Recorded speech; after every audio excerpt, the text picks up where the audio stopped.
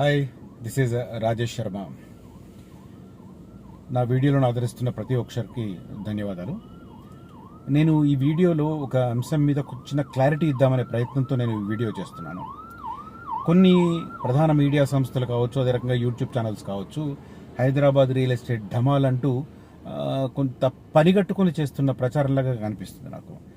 Hyderabad real estate అంతా ఏం లేదు, మీరు సేల్స్ చూసుకోవచ్చు, బాగుంది. బట్ హైదరాబాద్ మీద విషయం అక్కడ ఎందుకో నాకు అర్థం కాదు ఇది. సరే, ఇప్పుడు ఆంధ్రప్రదేశ్కు సంబంధించి అమరావతి రాజధానిగా ఇప్పుడు మళ్ళీ ఊపందుకుంటుంది, which is very good indication. మలాంటి వాళ్ళు చాలామంది కోరుకున్న పరిణామం ఇది. ఎందుకంటే 10 సంవత్సరాల తర్వాత కూడా ఆంధ్రప్రదేశ్కు పూర్తి స్థాయి రాజధాని లేకపోవడం అనేది నిజంగా బాధాకరమైన విషయం. దానికి కారకులు ఎవరు అనేది ఒక పొలిటికల్ ఇష్యూ ఉంటుంది.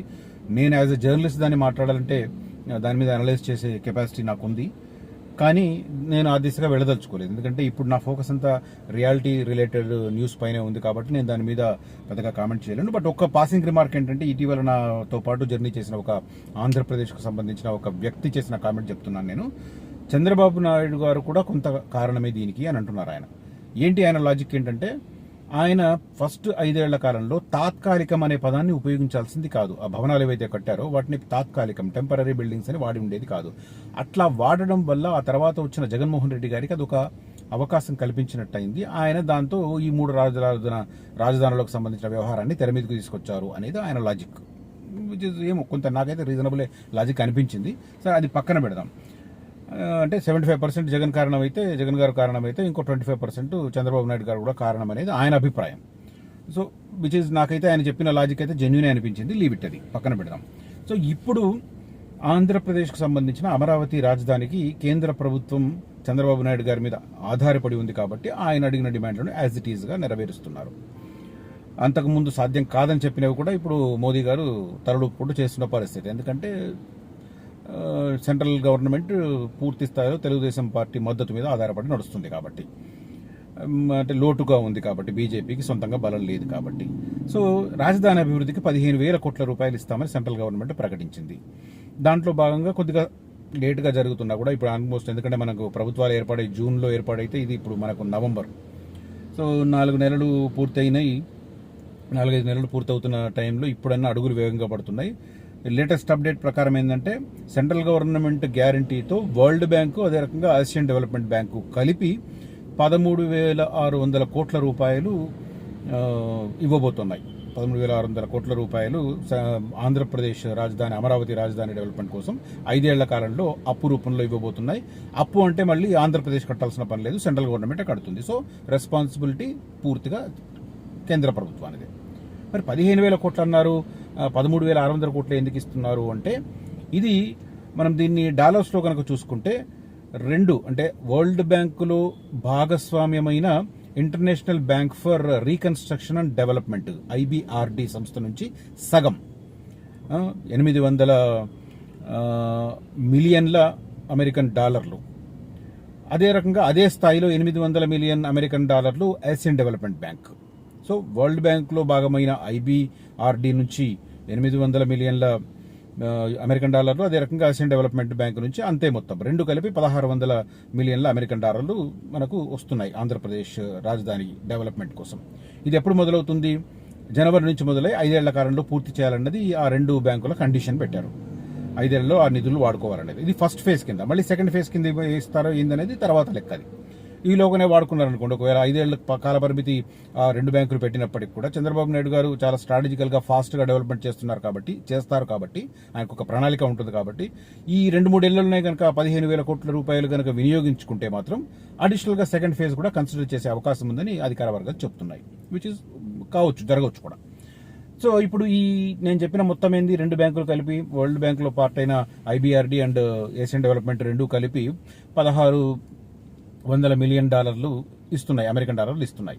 So which is equal to 13,600 crores. 13,600 crores 13,600 crores మరి 15,000 కోట్లు ఇస్తామన్నారు కదా. అంటే ఆ మిగిలిన 1,400 కోట్లను సెంట్రల్ గవర్నమెంట్ ఫండ్ చేయబోతుంది అంటున్నారు. సో ఈ ఫండ్ వస్తుంది, రాజధాని డెవలప్ అవుతుంది, కానీ ఈ ఫండ్ దేనికి వస్తుంది అన్నది ఆలోచించాలి. చాలామంది ఇది మిస్ అవుతున్నారు. దేనికి వస్తుంది? రాజధాని నిర్మాణం కోసం వస్తుంది. రాజధాని నిర్మాణం అంటే అసెంబ్లీ, సెక్రటేరియట్, HODs ఆఫీసు, ఇవన్నీ కదా. హైకోర్టు, ఇవన్నీ కదా. సో వీటిని డెవలప్ చేస్తున్నప్పుడు, వీటిని కన్స్ట్రక్ట్ చేస్తున్నప్పుడు వచ్చే 5 ఏళ్ల కాలంలో ఈ ఫండ్స్ వాడుకుంటే కొత్త ఉద్యోగాల కల్పన అవుతుందా? కాదు కదా. ఉన్న ఉద్యోగులకు పర్మనెంట్ బిల్డింగ్లు వస్తాయి. ఆల్రెడీ ఆంధ్రప్రదేశ్లో ఉన్న ఈ నేను చెప్పిన విభాగాల్లో పనిచేస్తున్న వాళ్ళందరికీ, ప్రభుత్వ విభాగాల్లో పనిచేస్తున్న అందరికీ, ఎన్ని హెచ్ఓడీలు ఉన్న, సెక్రటేరియట్ అయినా, అసెంబ్లీ అయినా, హైకోర్టు అయినా, మిగతా డిఫరెంట్ కమిషనరేట్స్ అయినా కూడా అన్నీ కలుపుకుంటే కూడా ప్రభుత్వ భవనాలు నిర్మాణం కాబోతున్నాయి. ప్రభుత్వ భవనాలు నిర్మాణం కాబోతున్నప్పుడు ఆ రోడ్లు, ఆ ఇన్ఫ్రాస్ట్రక్చర్ అవన్నీ జరుగుతున్నప్పుడు కొత్త ఉద్యోగాల కల్పన కాదు కదా, ఉన్న వారికి బెటర్ అకామిడేషన్ దొరుకుతుంది. మరి ఇప్పుడు అమరావతిలో ఇన్వెస్ట్ చేస్తే ఏ విధంగా లాభం? ఫస్ట్ 5 years అయితే ఇది జరుగుతుంది. సరే, ప్యారల్గా ప్రైవేట్ సంస్థలకు కూడా ఇవ్వబోతున్నారు, ఇస్తారు. బట్ ఆ స్థాయిలో ఉద్యోగాల కల్పన ఉంటుందా? ఎప్పుడైనా ఇన్వెస్ట్ చేస్తే మీ ల్యాండ్కి అప్రిషియేషన్ రావాలంటే ప్రధానమైన కారణం అక్కడ కొత్త కంపెనీలు తమ కార్యకలాపాలను ప్రారంభించాలి. దాంట్లో మినిమం, ఉదాహరణకు చెప్తున్నాను, 10 మంది ఉద్యోగులు కనుక డైరెక్ట్గా దాంట్లో చేరితే ఇండైరెక్ట్గా ఇంకొక 20 మందికి ఇండైరెక్ట్ ఉపాధి దొరుకుతుంది. అదే రకంగా 100 మంది అనుకోండి, ఇంకో 200 మందికి, 1000 మంది అనుకోండి, ఇంకో 2000 మందికి, అదే రకంగా 10,000 అనుకోండి, ఇంకో 20,000 మందికి, ఇట్లా పెరుగుతూ పోతుంది. అప్పుడు ఏమవుతుంది? ప్యారలల్ యాక్టివిటీస్ మొదలవుతాయి. ఈ ఎంప్లాయీ అనేవాడు వాడు సరౌండింగ్లో బయటకు వెళ్తే టీ తాగాలి, ఇంకో దగ్గరికి వెళ్తే సినిమా చూడాలి, ఇంకో దగ్గరికి వెళ్తే షాపింగ్ చేయాలి, ప్రొవిజన్స్ కొనాలి, సూపర్ మార్కెట్లు కావాలి, ఇట్లా ప్యారలల్ డెవలప్ అవుతుంది. కాబట్టి అప్పుడు ఆ ఏరియాలో జనావాసం పెరిగి మనకు ల్యాండ్ అప్రిషియేషన్ వస్తుంది. హైదరాబాద్లో జరిగింది అదే కదా. సైబర్ టవర్స్ పడ్డప్పుడు మాదాపూర్లో నథింగ్, ఏమీ లేదు, కొండలు గుట్టలు ఉన్నాయి. ఆ తర్వాత ఆ దాంట్లోకి ఎంత ఎంప్లాయ్మెంట్స్ రావడంతో మొదలైంది. ఆ ఎంప్లాయ్మెంట్ ఎక్కడ ఉండాలి? వాళ్ళకు రెసిడెన్షియల్ కావాలి. వాళ్ళు రెసిడెన్షియల్ ఉన్న ఏరియాలో ఇప్పుడు నేను చెప్పిన యాక్టివిటీస్ కావాలి. సరే, సైబర్ టవర్స్ పక్కన వెంటనే రెసిడెన్షియల్ రాలేదు అనుకుందాం. ఆ సైబర్ టవర్స్లో పనిచేసేవాడికి కనీసం దాంట్లో ఛాయ్ ఇవ్వడానికి, వాడికి టిఫినో లేకపోతే ఇంకేదో స్నాక్స్ కావడానికి పక్కన ఒక చిన్న బడ్డీ కొట్టన్న కావాలి కదా, టీ కొట్టన్న కావాలి కదా, ఓ హోటల్ అన్న కావాలి కదా. అది జరిగింది. అట్లా ప్రారంభమైన సైబరాబాద్ డెవలప్మెంట్ ఇవాళ కొడితే కోకబెడ దాటింది కదా. సో ఇప్పుడు హైదరాబాద్ డమాల్ అయ్యింది అని ఒక బూటకపు ప్రచారాన్ని పెట్టి అదేదో అమరావతికి హెల్ప్ అవుతుంది అన్న కొంత భ్రమలో కొంతమంది ఉన్నారు. I'm sorry to use this word. ఇది నేను కామన్ పీపుల్ అనట్లేదు. ఎవరైతే ఆ ప్రయత్నం చేస్తున్న మీడియా వాళ్ళు ఉన్నారో వాళ్ళకంటున్నాను నేను. హైదరాబాద్ ఇంపార్టెన్స్ హైదరాబాద్ది, అమరావతి ఇంపార్టెన్స్ అమరావతిది. కానీ ఇన్వెస్ట్మెంట్ యాంగిల్లో మీరు దాన్ని కంపేర్ చేయొద్దు దయచేసి. అక్కడే ఇక్కడే. హైదరాబాద్లో ఎక్కడైనా ఇన్వెస్ట్ చేస్తే మీకు 4-5 సంవత్సరాలలో దాని వాల్యూ కనపడుతుంది, మీకు రెట్టింపై కూర్చుంటుంది. అమరావతిలో చేస్తే ఇప్పుడు ఆ సాధ్యమవుతుందా? నిన్న నేను ఒక పోల్ పెట్టాను నా దాంట్లో. సరే, జస్ట్ జనాలు ఎట్లా రియాక్ట్ అవుతారో చూద్దామని చెప్పి.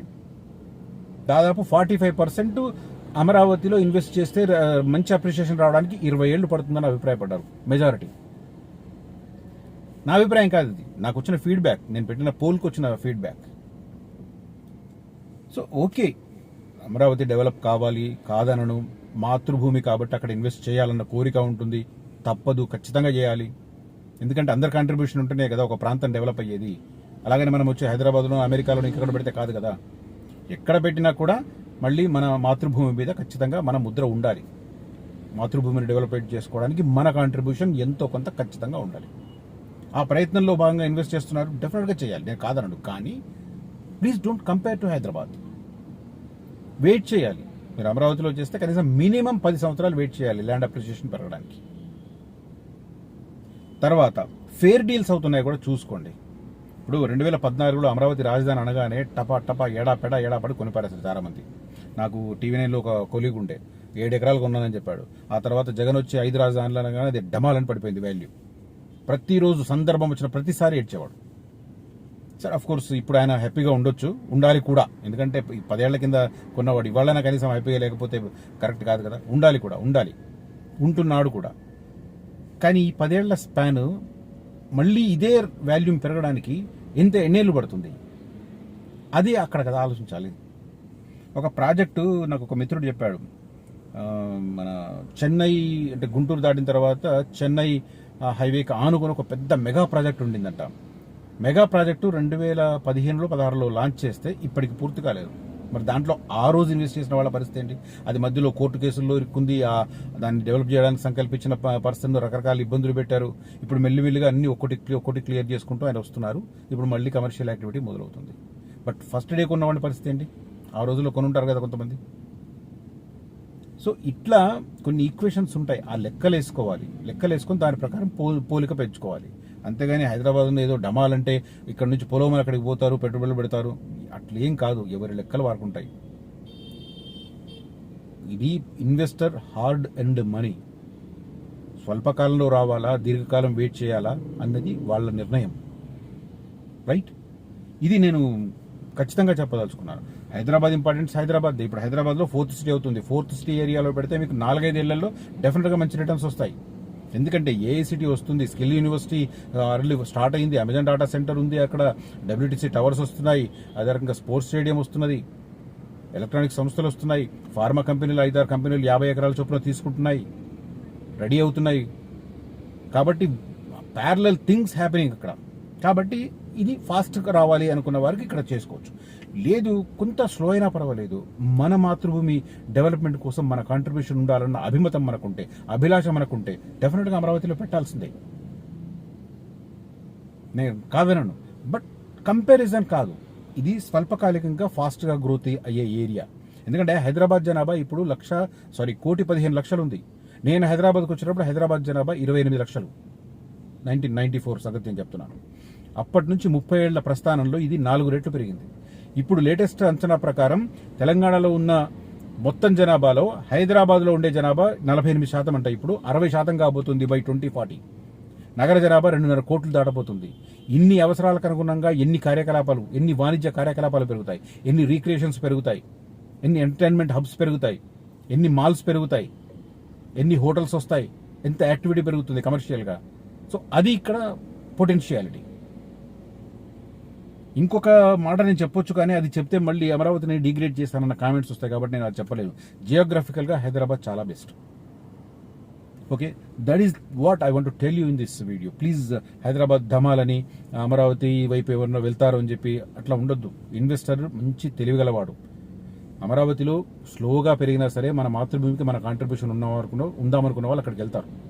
అలాగే హైదరాబాద్లో సేఫ్ కోసం పెడతారు. ఇక్కడ సేఫ్ జోను, ఫాస్ట్గా గ్రోయింగ్ ఏరియా కాబట్టి ఫాస్ట్గా అప్రిషియేషన్ వస్తుంది, దీనికోసం ఇక్కడ పెడతారు. ఆ కేటగిరీ వేరు, ఈ కేటగిరీ వేరు. They are very wise and they will definitely take wise decision.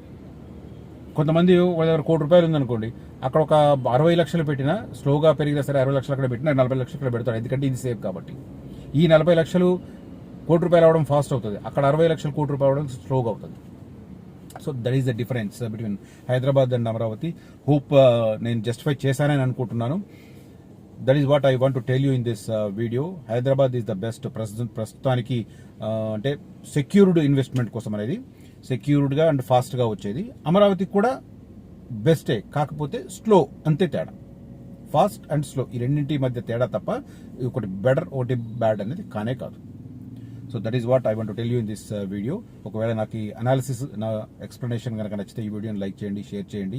అదే రకంగా మీ ఇన్వెస్ట్మెంట్ కోసం హైదరాబాద్లో ఇన్వెస్ట్ చేయాలనుకున్న వారు ప్రొవైడర్ నంబర్లో నన్ను కాంటాక్ట్ చేయండి. అదే రకంగా రియల్ ఎస్టేట్ రంగంలోకి రావాలనుకున్న వారు కూడా ప్యాసివ్ ఇన్కమ్ కోసం, అదే రకంగా వేరే వృత్తుల్లో ఉన్నవారు కూడా ప్యాసివ్ ఇన్కమ్ కోసం ఇటు రావచ్చు. దానికి సంబంధించి ఏమన్నా ఆసక్తి ఉన్నవారు కూడా గివెన్ నంబర్స్లో నన్ను కాంటాక్ట్ చేయవచ్చు. Thank you for watching this video. Signing off Rajesh Sharma.